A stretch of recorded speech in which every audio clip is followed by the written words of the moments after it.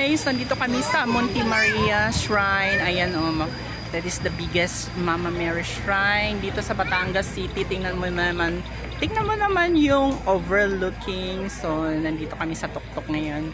Dito kami sa entrance ng glass, mag-walking glass kasi nandoon yung glass, mamaya mag-walk kami. So ang entrance namin ay 300 pesos. So ito yung overlooking.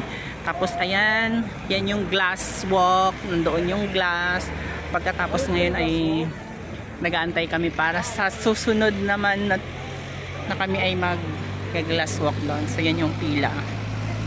So limited lang yung mga tao na pupunta doon.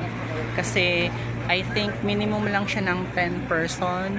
Kasi syempre naman pag mag-overcrowded, mahugnoon niya ang glass walk, ang bridge. Sis, yan yung kasama ko na dito, riders.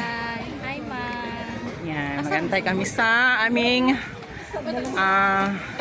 next torno. Ang sagay ng Bisaya sa torno. Torno. Kanang torno. Torno, Bisaya. Kanang next ba? Mauna. Wala nang mga Bisaya, wala kabalo ba? English yan next term. So kami naman, siguro no mga 10 diha or 5. Kaya syempre kung kanan ang pa-walk mo dyan, lahat kami mag-walk dyan, syempre baka mahugno. Saan sa Tagalog ang mahugno? Gani?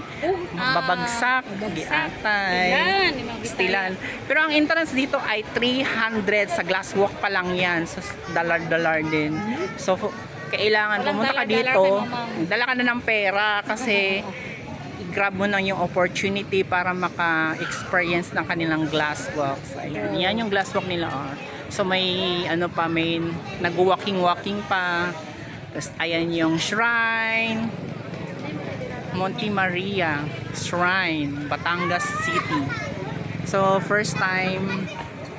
Tapos galing kaming naik siguro I think 4 hours nagmotor kami galing doon kasama ang mga riders, Pasinaya Sabang Riders Community.